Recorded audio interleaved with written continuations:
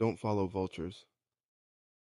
When I was younger, about 10 years ago, I got into bird watching. I was about 12, so it wasn't really official by any means. I was just some kid that liked to sneak up on birds, take pictures, and look them up in books.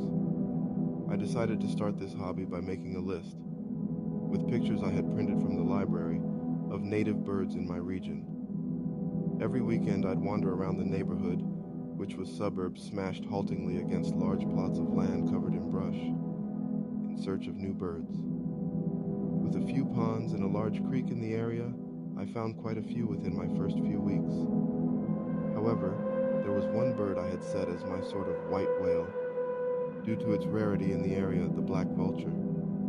We have tons of turkey vultures in my area. They are most common, but much fewer black vultures. They are a bit hard to tell the difference if they're flying too high. The best was to determine which vulture it is. Has to do with how much gray-white is on their wings. If they got closer, you can eventually make out the red head of turkey vulture, as I often did, disappointingly.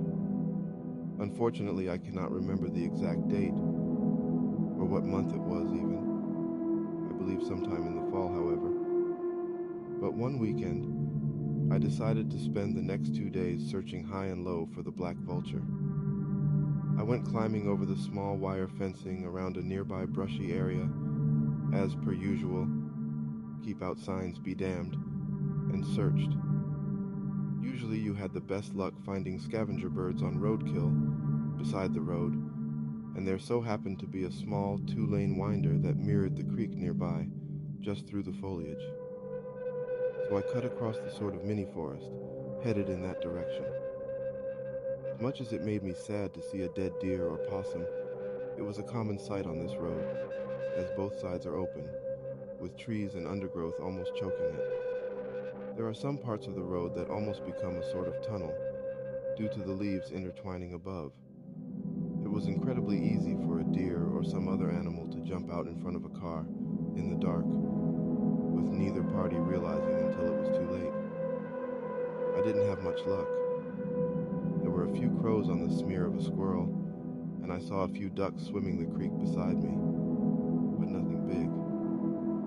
It started getting late, but the sun was still up, and despite the dangers of walking down a forest road in the dark, I was determined to stay out as long as possible. I decided to reach a small park area at the end of the road, and then I'd make my way back. I went under a small tunnel of leaves and came out the other side, and was delighted to see the familiar shape of a large bird in the sky, circling. It was just the right shape and size to be a vulture, but I had no hope of checking for the grayness of its feathers, as the sunlight was limited. Instead, I was stuck following it as it slowly began to sink lower. After about 10 or so minutes, it landed, and I carefully snuck forward, cautiously avoiding anything that could alert the bird of my presence. I sunk low to the ground, realizing that the bird had landed in a small clearing at the far end of a park. It was just a small open field, slightly tilted down a hill, with the parking lot on the top. I had been there before, as it was a fun spot for kids to roll down the hill because of how steep it was. I approached it from the bottom, excitement brimming when I heard several squawks and shrieks of other birds. Black vultures are more aggressive than turkeys, and I was hoping to catch a spat. I got to the edge of the clearing and pulled out my binoculars. Two things kind of hit me at once here. One, I found it odd that they were in the middle of the park, rather than closer to the road, where you'd assume they'd find roadkill. Though, I reasoned, things could die anywhere, even in the middle of a park. However, secondly, it smelled awful. The scent was rather light, but I've been known to have a really sensitive nose, and just this sharp coppery scent, like when you pull rotten ground meat out of a bag. I had smelled roadkill before, and in the heat of the day, it smelled bad, but nothing like this. When I put my binoculars to my eyes, I expected a deer corpse and birds fighting. I never in a million years thought I would see a corpse of a completely different kind. The birds were there, and I remember the faint pang of excitement I still had, recognizing the proud head of a black vulture. before the image of it sitting on the chest of a naked woman sucked the life out of me. I was frozen, and I could not look away. My throat tightened with vomit, and I could not look away. The birds had done surprisingly little to her body. She had what I think were cuts, but most of her was intact. What wasn't, the birds were at. Her eyes, lips, and genitals were red and shredded.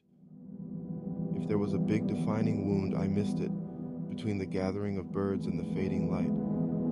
But what I did see, I can never forget. I haven't forgotten. I can pull up the image so clearly now, even after all this time. She was pale, almost blue in places, with blonde, crinkled hair. I sat there stupidly for who knows how long, as the sun sunk behind the trees. This was a time before cell phones were a common thing, and I had quite the hike back home. I realized now I was in shock, and I could only move when the sudden fear that whoever did this could be nearby hit me. I forced myself to slowly waddle backwards into the trees, not taking my eyes off the body. I didn't want to turn around for some reason. I was so scared someone would be behind me, I thought. If I just backed up forever, maybe nothing would happen. It was dusk, and suddenly there was light. High beams, from the top of the hill, a single pair. I heard the screech of tires as the car wheeled out, and listened to it veer off to the left, and away, down the road, opposite in the direction I was headed. That was the last straw, and I ran the entire way back the second I could no longer hear it. I crashed through at least a mile of brush, and while I was smart enough to have had boots and thick jeans on, my arms were bare and bleeding by the time I stopped.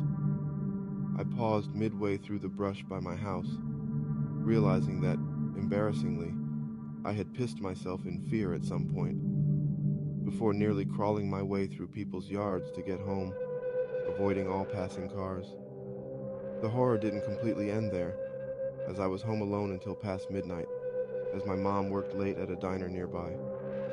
It's stupid, and I regret it to this day, but no, I did not call the police instantly, nor my mom. I was stupidly afraid that if I did, my mom would get mad at me. I would never be allowed to go outside again.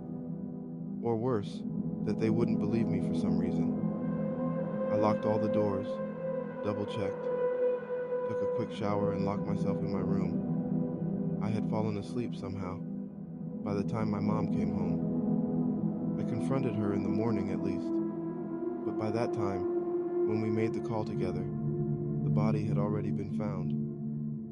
They took my statement. We never got any calls back. I stopped birdwatching.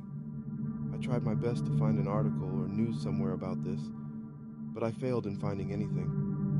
It probably doesn't help that I can't remember the exact date. I have a lot of missing time from ages 12 to 14 for some reason, which I can't even begin to explain. There are very few things I remember so well, this being a big one.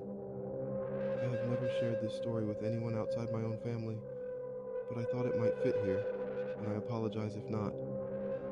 It was sort of therapeutic, I think, writing this out after so long. I'm going to keep trying to find something to verify this, and I'll update ASAP if I can. Hello Darkware, the awkward guy here. I hope you liked this video. I wanted to do something different. I feel like my days of gaming has passed, and doing more interesting content such as telling stories might bear more fruit. Let me know in the comments if you prefer this direction of content.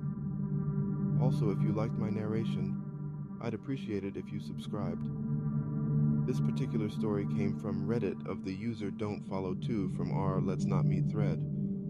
Until next time, I may come back with another story.